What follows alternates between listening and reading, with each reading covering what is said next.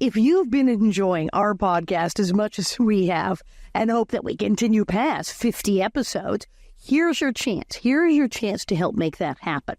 By becoming a Patreon subscriber, not only will you help the Little House on the Prairie 50th Anniversary podcast to live on, but you'll also get exclusive content just for you. Here's what's in store for you. Join monthly Q&A sessions where you can ask us about anything. Whether it's about our work, personal interests, or advice on your own projects, we're here to connect and share. Enjoy unique content created specifically for Patreon subscribers, including bonus segments from our shows. You'll have a say in what we create, and you'll have a voice in future content. Benefit from exclusive discounts on merchandise and entries into special giveaways. It's our way of saying thank you for your support. Receive personalized shout-outs in videos, podcasts, or social media posts. Because your support on Patreon allows us to dedicate more resources to creating the content that you love. You could join the Little House 50th Anniversary podcast community on Patreon and become a Prairie patron for just $5 a month. The first 50 new members will get autographed pictures of Allison and me, a signed Living on a Prairie card from Pamela, and signed book plates for all of our books. Yes, for Confessions of a Prairie Bitch and for Prairie Man, My Little House Life and Beyond. We thank you so much for your continued support, and we cannot wait to share our ongoing journey with you on Patreon. Stay tuned for our launch date. We are extremely grateful for the support of visitssimivalley.com and the city of Simi Valley's belief in Little House on the Prairie and their support of the Little House 50th Anniversary podcast. Discover the charm of Simi Valley, California, the home of the prairie. Visit Simi Valley, where adventure meets history and the spirit of the prairie comes alive. Explore the Ronald Reagan Presidential Library, step aboard Air Force One, enjoy stunning hikes, and savor delicious local cuisine. Whether you're here for a weekend getaway or a family vacation, Simi Valley offers something for everyone and is only 30 minutes from Los Angeles. Plan your visit today and experience the best of Simi Valley.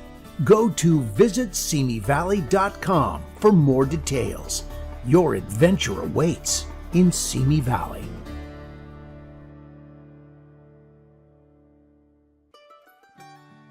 Oh, we're on. Sorry, I missed the countdown. Hello, bonnet heads. Maybe I missed the countdown because I'm a little out of practice, I suppose. We've been on a little summer hiatus for a little bit. Hello, I'm Pamela Bob. I'm your host. Welcome. I'm the creator and star of Living on a Prairie. How y'all doing this summer? I am here with our beloved one and only Prairie Bitch. That's right, Allison Arngrim. And there she is, looking studious. And also, of course, our hashtag imaginary boyfriend, Dean Butler. How are you guys? It's been a minute. It has been a minute. Good, basically good. It's it's funny. Yeah, no, it's a crazy time. It really is. And people, it's like we're so fortunate to be doing what we're doing, but it's so exhausting sometimes. Yeah. And you're writing a book on top of it. So yeah. Yeah, and that's sort of boy. And yes. And that's yes. Yes. Enough said. Yes. Yeah, but so many of the things that are happening now are working their way into the book. So that's sort of that's sort of a good thing from a living the prairie way perspective. It gives me the opportunity to think about, what we're doing, how we're doing it, and how I would prefer to be doing it, or what I like about it and what I don't like. It's those kinds of things. It's all good in the big picture. How about you, Allison? You've been busy. You've been having adventures. I'm finally getting a little break, I think, because I've done most of my shows for the year. I think I have two left. Yeah, because Wow. I decided, because 2024, as we know, we worked a little bit, all of us, like every freaking weekend till we fell over. So this year I said, let's just stagger things. And of course, still the phone rang off the hook. And it's like, go here, go here, go here, go here, go here. But I just finished my fabulous shows in Provincetown, Massachusetts. Sounds like it was so much fun. It was. If I see another lobster roll, I might be sick. I love lobster. I love lobster rolls. But if I eat one more, I will sprout gills and claws. Yeah. I was, yeah. P-Town is known for its lobster rolls and its pizza and its ice cream. And I think I'm having a cleanse now after that.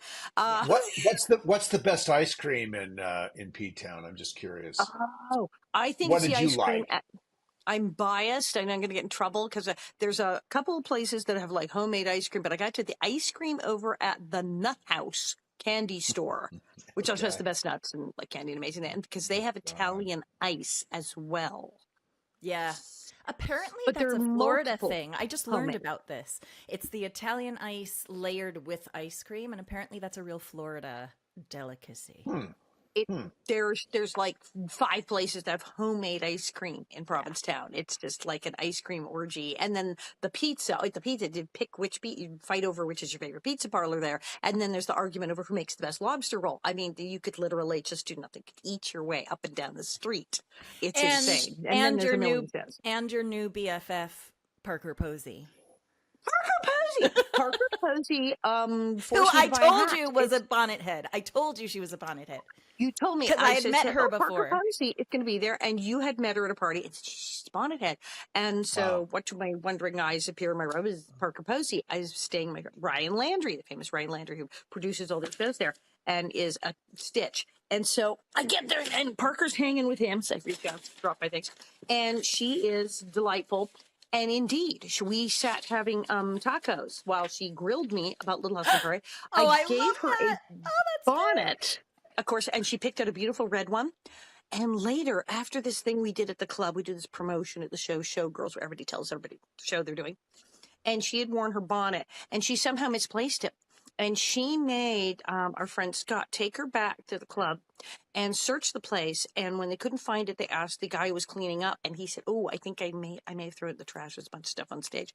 And she made our friend Scott jump into the dumpster to retrieve her bonnet. And I said, what?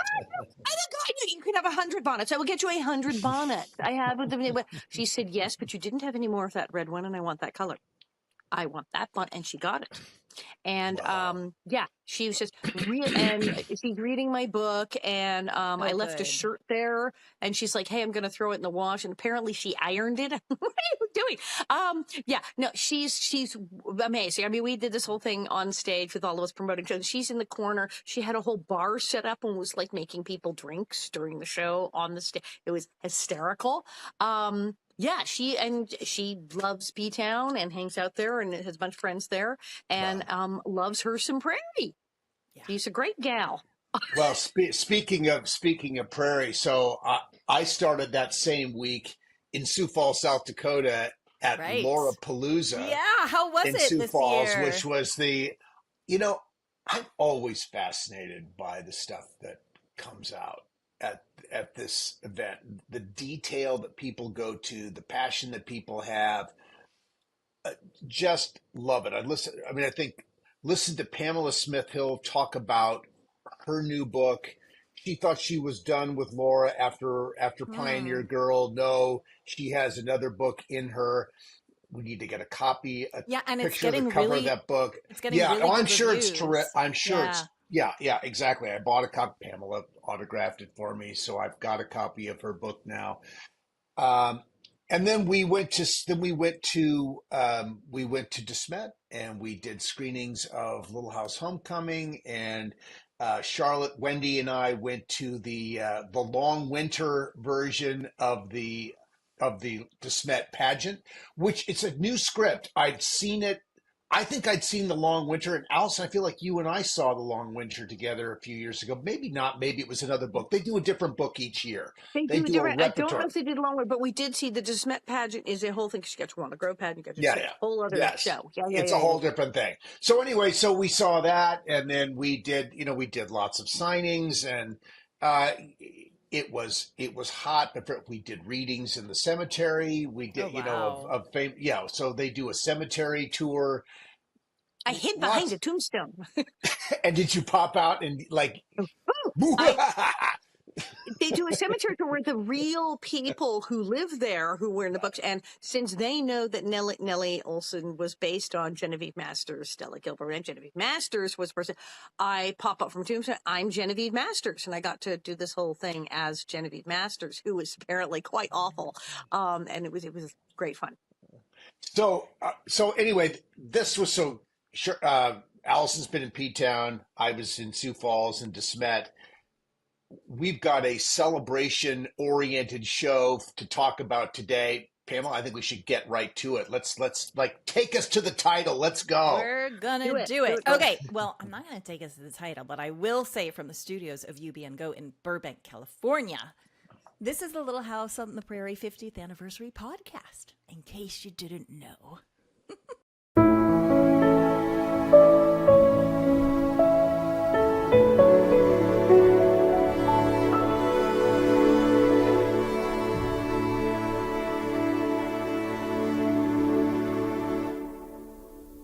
All right, coming up today, we are going to celebrate America. Listen, we took July off and part of August, but we wanted to do something for the 4th of July. I don't know if you guys did anything the 4th of July. I did not, because I was so tired after a rehearsal that I had for the show that I was doing. I went home and conked out, but that's okay.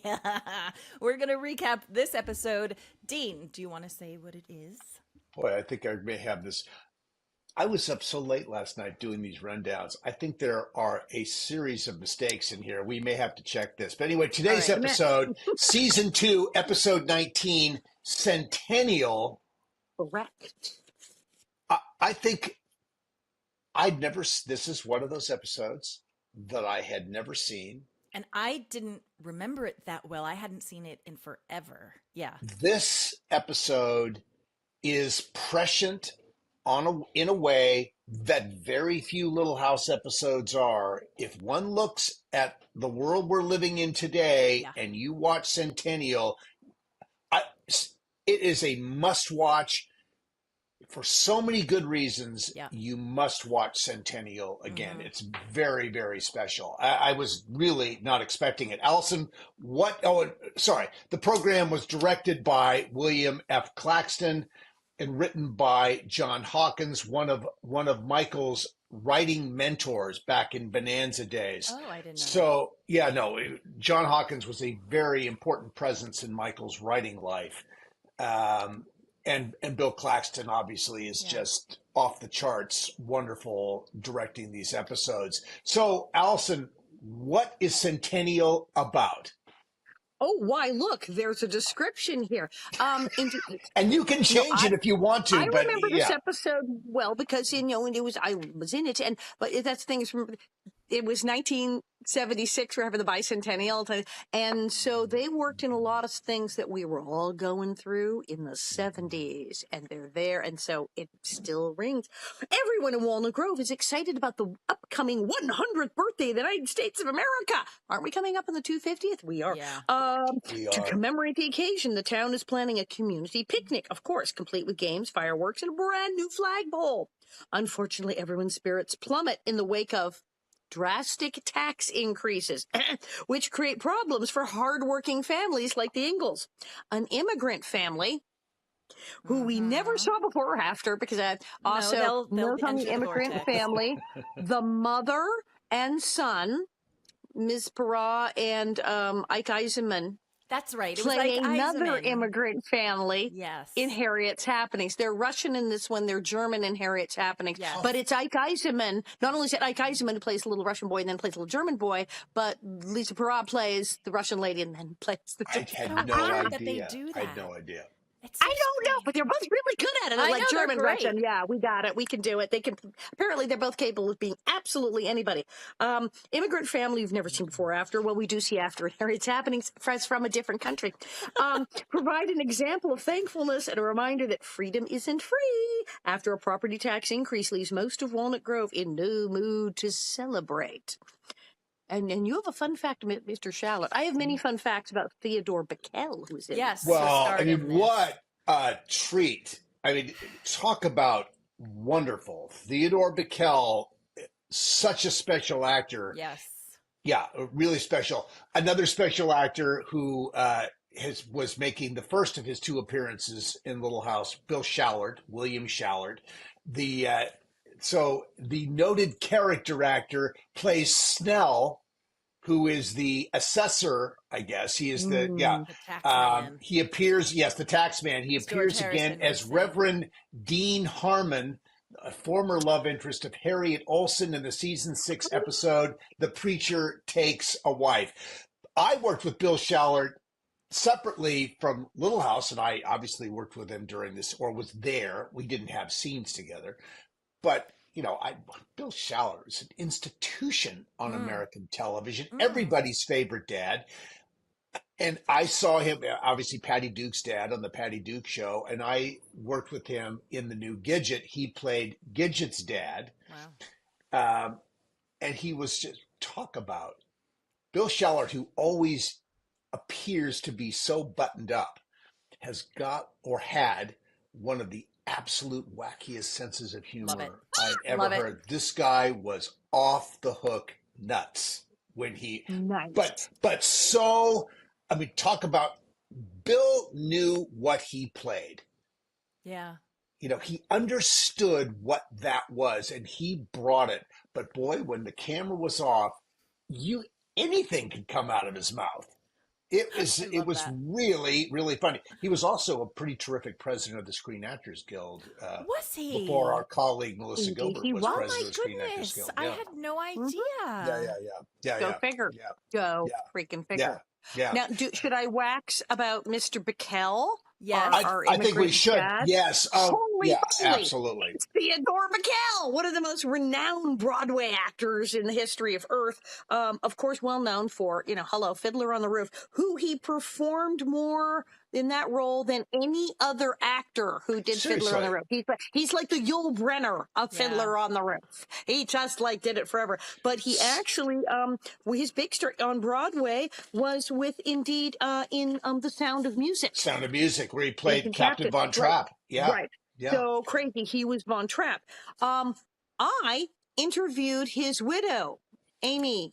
Ginsberg Bikel, on my show, the Alison Arngrim Show, because there is a book that he wrote, and I pull it up. City of Light. I have to pull it up. City of Light. Yes, Amy Ginsberg, and he was promoting his book City of Light, which is about a little boy because he was from Austria, not Russia, and yes, hello, Nazis, and absolutely, anyone interested in great literature or the Holocaust or Theodore Bikel needs to go read City of Light. Just recommending it, and you can go look up the episode of the Alison Arngrim Show. Or interviewed her. Theodore Bikel was a huge union activist. The stuff he did for charity, for his fellow actors, for working people, off the charts. He founded multiple organizations.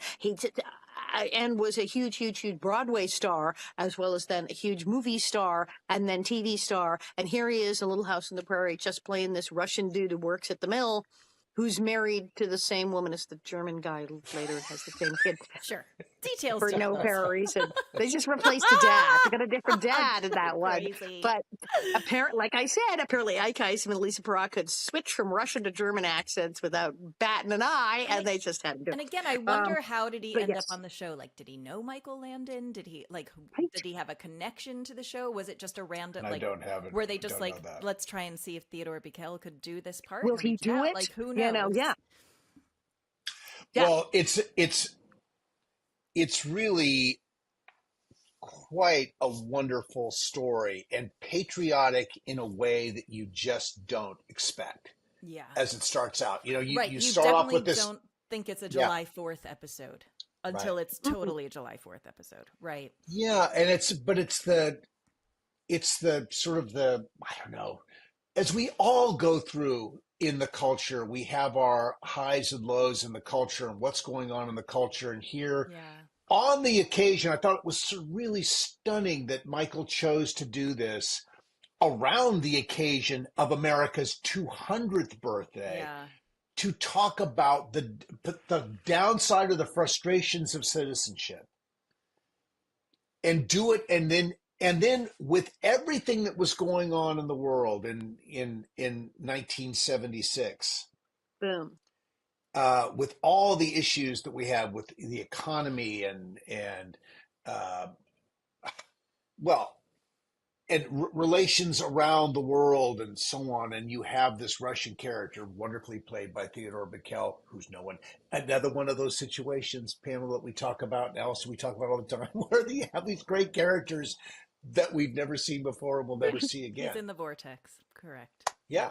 But such a wonderful vehicle, this character, such a wonderful vehicle to convey this message of, And 70s, he worked it in, because remember, when the show started in 1974, we were having a gigantic recession, which is interesting because they had one in 1874. There was a thing called like the Panic of 1873, where there was a giant financial crisis, hence why the Ingalls, everything kind of sucked for them in 1874.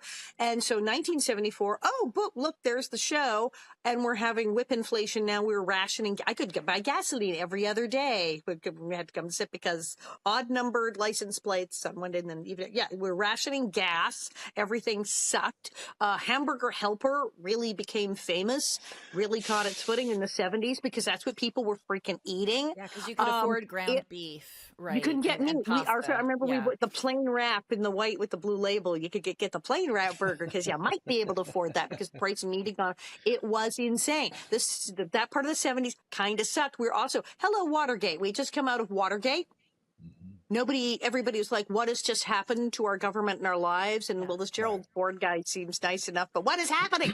And it was just, everything was a mess. Well, it was the Gerald Ford guy who pardoned Richard Nixon, who was viewed, I think, in retrospect, at the time, I think it was an infuriating decision. I think it was the right decision for the country in the big picture. Yeah. But it was a challenging time. I remember sitting in gas lines in 1974. You two you certainly weren't driving at that time. But I remember, boy, the license plates and the numbers on the end license plates, and you could fill up, Monday, Wednesday, Friday, Sunday. It was all of that going on. Gasoline went from in very short order from like 25 cents a gallon to over $1 a gallon. I mean, it was, and this was shocking. You'd love to see dollar gasoline. Then that was absolutely horrifying, and the shortage of fuel was stunning for people. This is very allegorical to this moment where this gentleman our Russian friend discovers that his property taxes, he owes 7 years property taxes because he didn't realize when he bought the property that he assumed the tax liability. And so it was shocking to him. And then when everybody starts getting these things, what was so wonderful, Theodore Bikel's choice to play this in a way where he's searching for understanding, a guy who doesn't speak the language, he counts on his son to help guide him through. And he's studying so hard to make it work. So hard to learn to read English and speak English better. I mean, he's really, it's not like he's just letting his son do everything for him. He's really wanting to assimilate and integrate into America. Yeah, sorry, go on. But it's like the families, many immigrant families, where the kid speaks fluent English because they're in school and winds up being the translator for the family. And this is something millions of immigrant families wind up doing at some point. Absolutely. And he didn't read the fine print. His English wasn't good, and he didn't realize it said how you just assume 7 years of taxes, and then everybody else gets screwed too. Yeah.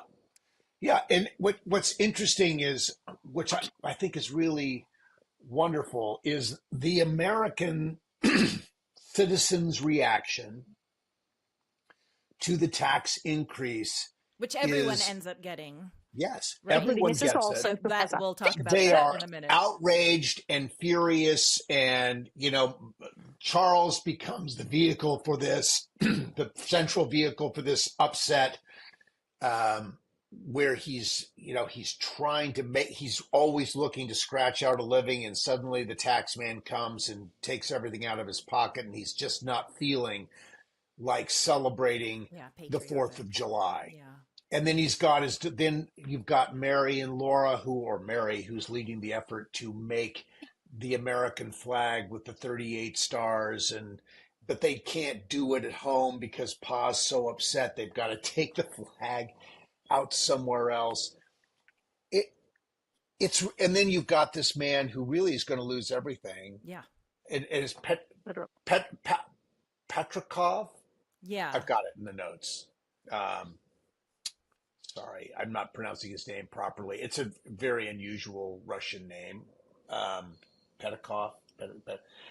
Anyway, he's trying to find understanding in all this, and is grateful because he knows that where he came from, things were so much worse than what he's facing. And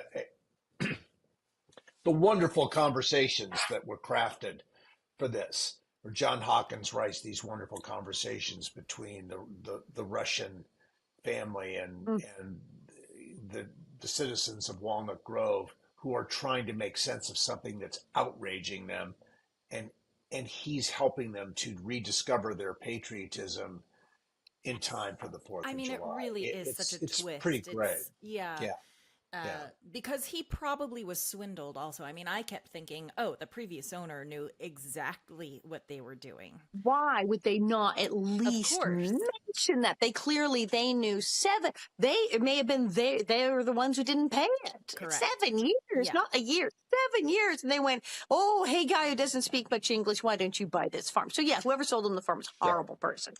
And sure. it was such an interesting choice of Michael wrote this, right? Mike. No, this is John Hawkins. John Hawkins. Okay. Oh, Michael, I'm sure, rewrote, because he Sure. rewrote everything. No, but I'd be interested to know if John Hawkins, either he or his parents, were immigrants, because right before we started recording, Alice and I both said that this episode made us cry, shockingly. And the reason why it made me cry, emotions. All right, I'm going to do the same thing. crap, is because it reminded me of my grandparents so much. It was a common conversation at their Bensonhurst apartment, sitting around the kitchen table with my grandmother's homemade, Jewish food, just feeding us. I got so fat as a kid because of my grandmother. But my immigrant grandparents and my grandfather, who was both of them were so traumatized. I mean, they escaped, Nazi Europe. Their whole families were dead. My grandfather, who was a Jew, had to fight in the Polish army. I mean, it was just awful. And they got over here, and my grandmother, her trauma was fear. She was afraid of everything, fear-based. His trauma, and he was a very joyful, boisterous man. But when it clicked, when it turned, it was anger. It was anger. But always the conversation was America. How this is the best country in the world. How they could never be who they turned out to be. How they could never have the freedoms, the opportunity. And these are people that came here with nothing, and ended up sending their four grandchildren to college. While they stayed in their apartment in Bensonhurst. They saved every penny. They worked. My grandfather worked till the day he died. Literally the day he died, he worked. And so this immigrant story of true patriotism, of gratitude, and yes, they were angry or traumatized or whatever, but they never lost hope. And that went on to my father. Which is so interesting because how it came out in my dad this is so silly. The the Superman movies, the Christopher Reeve Superman movies, my father would bawl at the Superman movies. Really? Because it embodied patriotism, like that true Americana pride for America, helping the little guy. it's so funny how it comes out, and it happened to be Superman turned out to be like this really important thing in my childhood's life because of patriotism.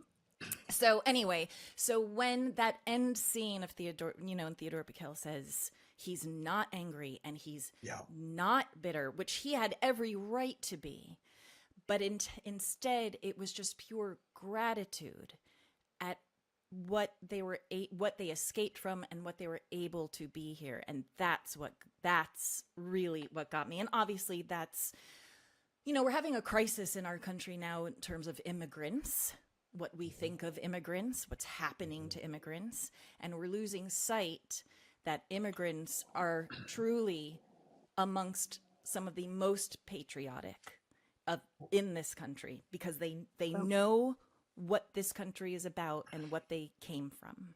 Yeah. I know there's the 1974 parallel to this episode, but also watching this show in 2025 and what's going on right now in this country. Holy moly.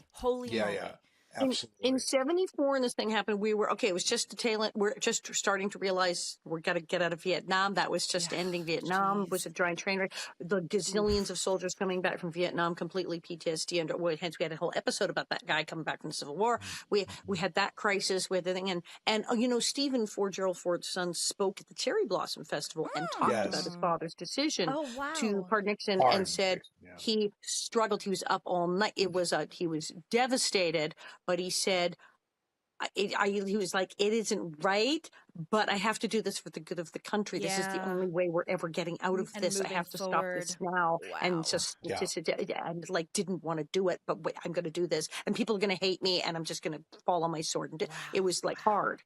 So the 70s were rough. The 70s were rough, man. And I remember they had to change the signs at the gas station because we didn't have room for 3 digits. Seriously, they had to change the signs. It was always 99 cents. What was 99? So is that why you cried in the episode? Why did you cry watching? I remember my dad's like, the endless history lessons. Okay, they're showing the flag, and she says 37 stars. And Mary goes, oh wait, Colorado's coming in a couple of months, so it's 38. Like, see, the endless fabulous history lessons.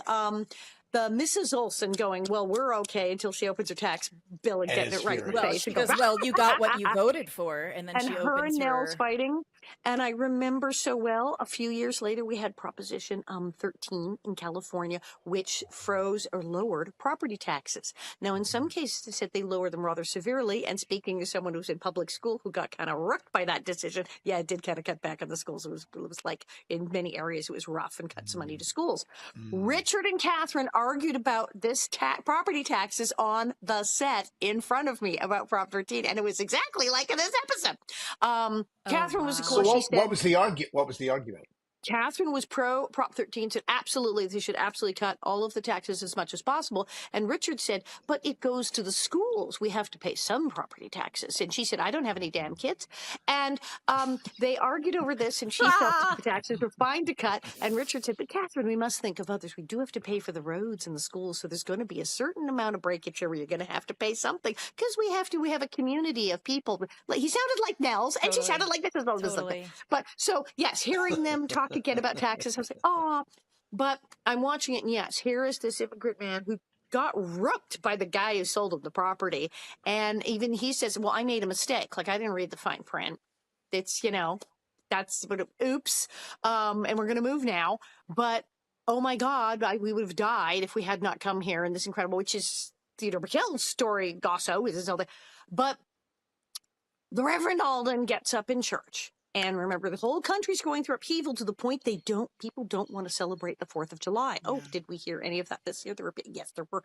So here he is in church, and they're so upset, which people were in the 70s. And he quotes from Ecclesiastes, where he says, in a day of prosperity, there is a forgetfulness of affliction. And in the day of affliction, there is no remembrance of prosperity. Oh, really? And then he says... Good for you, Allison.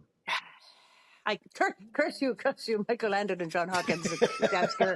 He says, this evil winter of affliction will pass.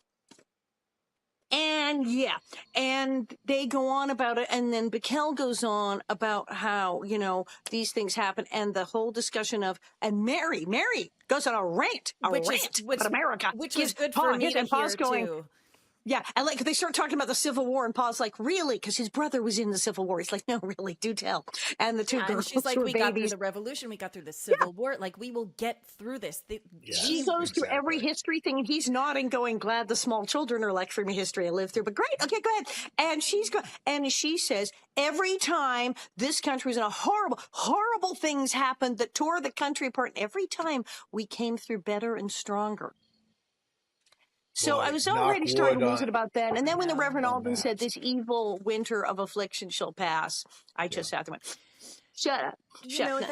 Hearing those things also is, I think right now, today, it feels so hopeless on many levels. And you want to believe in that hope that we will come back from this, and we will be better, and we will be stronger, and we will be wiser, and we will be united, and blah, blah, blah. And, when you're in the midst of the chaos, it feels so impossible. But Mary's speech was an absolute reminder of, hey, we've been through so much. I mean, and you even just saying it, which I completely forgot, which is dumb on my part, of in 1974, like we were still in Vietnam, like we have been through so much, and it did make me go, okay, maybe we are going to get through this, and the hope is that we will be better for it. That is the hope. The what I loved about, I did not cry during the episode. I was so surprised. I started crying. It was right at the end there, man. I have multiple episodes I cry over, for the record. I do cry over Little Lies of the Prayer. But I was moved by the way that the episode was crafted so presciently to remind viewers of who we are as a people, at what our country was, the principles on which our country was founded. It's a reminder of that. And we don't know, we really can't know what's going to happen, but we have to be optimistic. We have to try and be optimistic that we are going to come back to some level of balance in our thinking about these issues. I mean, we don't want to get political here, but if you pay attention to the polling, the politics may be one thing, but people are not liking the way this is all going now. Yeah. I mean, not that everybody, there are a lot of people who do like it, no question. But there are on a percentage basis many more people who are looking at the way things are going right now and not happy about it. And if we can, rather than burn it down, if we can remind ourselves of who we are, and I think episodes like this is just such a perfect episode for now. If we can be reminded of the best of what we are as a people, as a country, as an ideology, as a way of viewing humanity, it's there. And look, Centennial's not going to turn the ship of state, obviously, but it's a nice reminder. It sure is for us to think about. It sure is, and it was a reminder that I didn't even know I needed. Do you know what I mean? Like right? It hit me like a ton of bricks. And this is Bob often takes it because Bob is older than I am, and I go, wow, everything is in turmoil and everyone is at each other's throat. And this happened. He's going, I'm sorry. I know you were a child in the 60s and you did watch the news and you were definitely, but I was a grub. My friends who went to Vietnam, I mean, I was an adult in the 60s. We had Kent State, anyone. Hello. He's like, hi, I was alive for all of this. I was there for all of this. And he says the things that this country has survived and come out the other side of, he says, just having trouble with the idea of, well, everything has gone to hell again. He's like, no. And Bob has almost given me the speech Mary Ingalls did of, yes, and look at all the things that we've been through and we came out better. And Mary Ingalls is right. And so is the Reverend Alden. And yes, I did. I've cried at several episodes of Little House. I actually do. The raccoon's the one that always gets me. But, I know, raccoon, her number one. But I watched this and went, this is brilliant. This is brilliant. This had to have reduced people to sobs in 1974, and I think that it should make people cry now. And it is a fabulous episode about what are the principles of our country and why do we...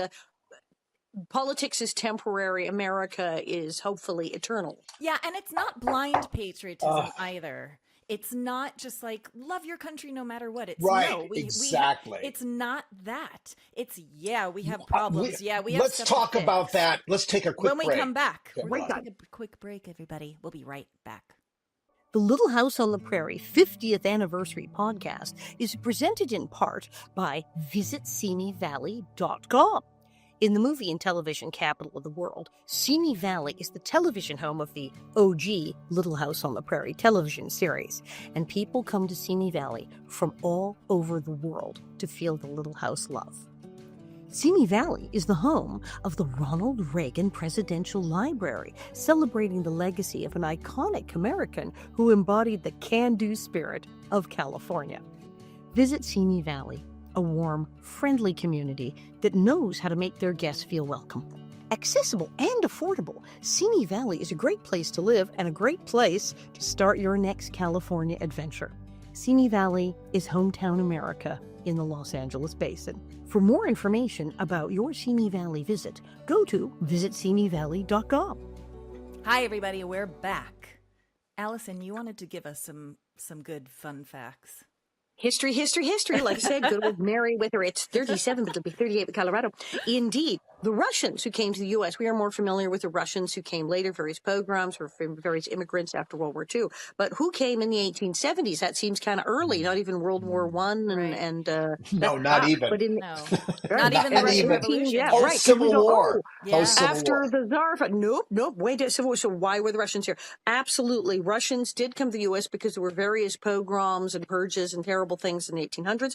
And in the 1870s, there were an enormous number of, Russian Jews, which it kind of looks like this family might be, but this family's in Minnesota, so you know who they probably are, the huge wave of Russian Mennonites and Anabaptists. Yes, I had assumed that they were Russian Jews until they did the prayer at their dinner table, and then they did the cross. And I went, oh. Just as the Jews fled persecution in Russia during that time period, the Mennonites and Anabaptists were also being persecuted for their beliefs and came in droves. And there's a whole thing where it talks about which states they tended to settle in. And when you get out there on the prairie, it's the Mennonites and Anabaptists from Russia, which is probably what they were. Wow.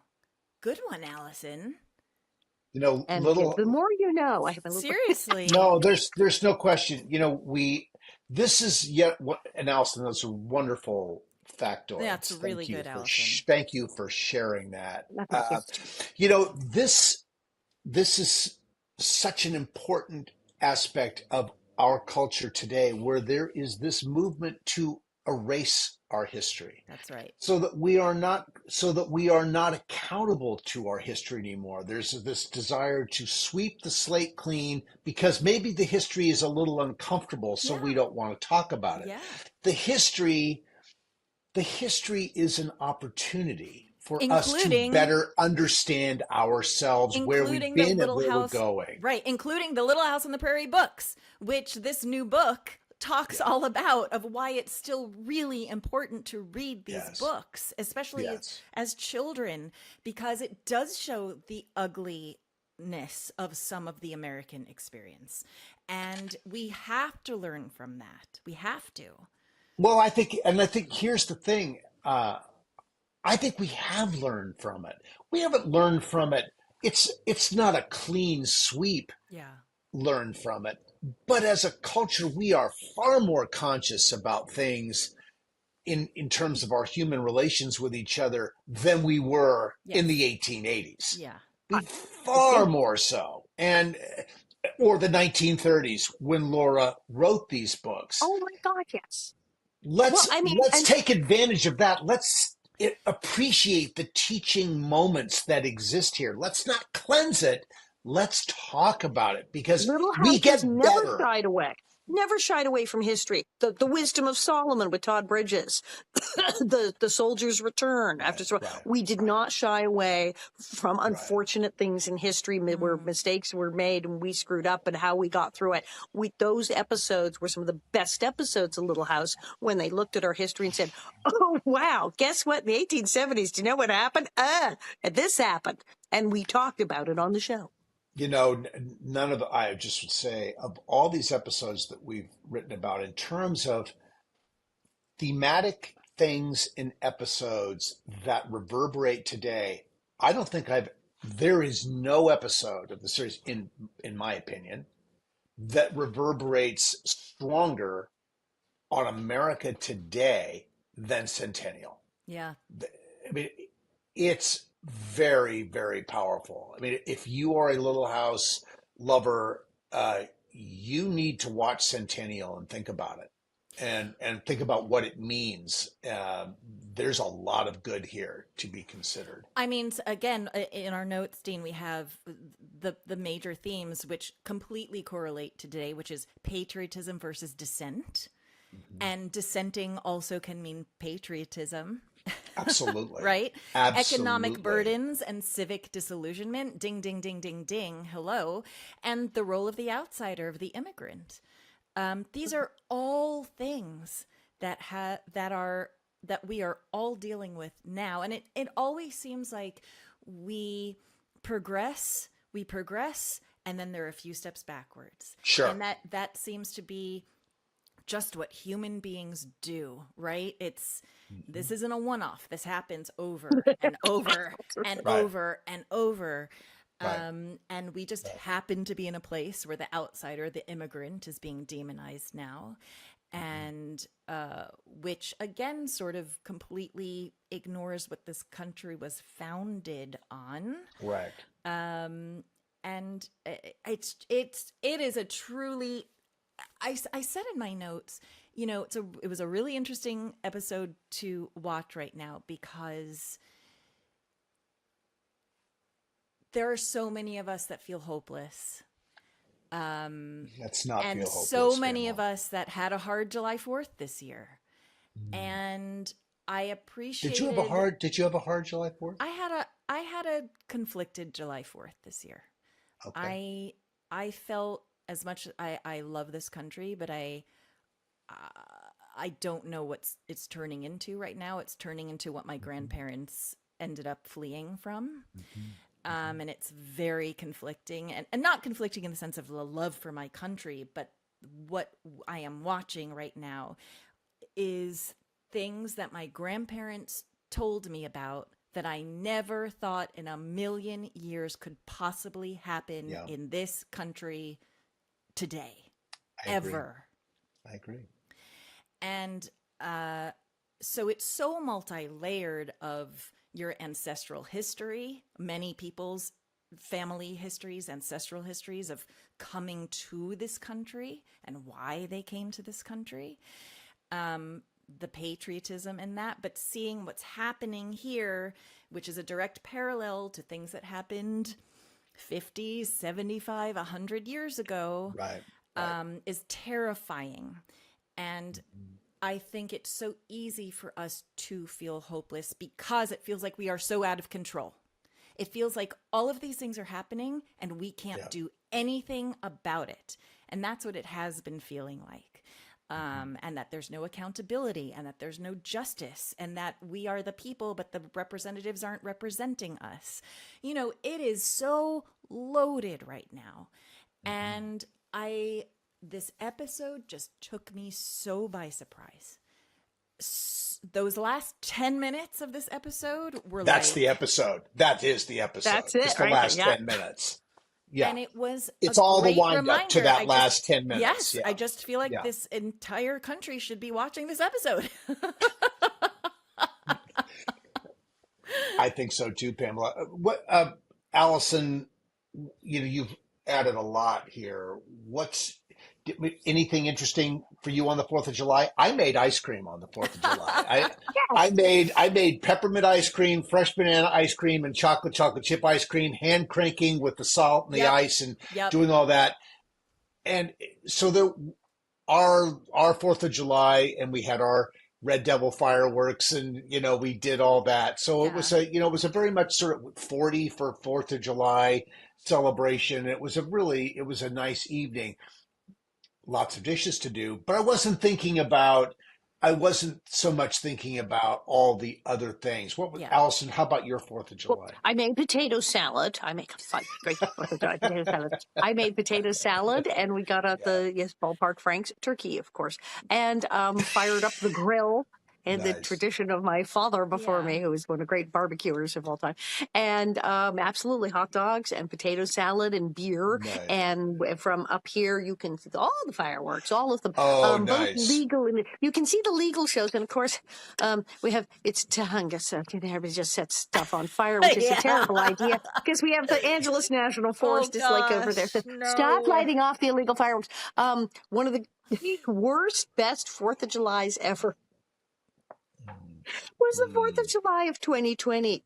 It was awful. They canceled all of the good fireworks shows, the good legal ones. So everybody just decided to go set off their own. And a lot of people said in 2020, well, world's coming to an end. And proceeded to go out in their yard, legal or illegal, fire hazard or no, and set everything off at once.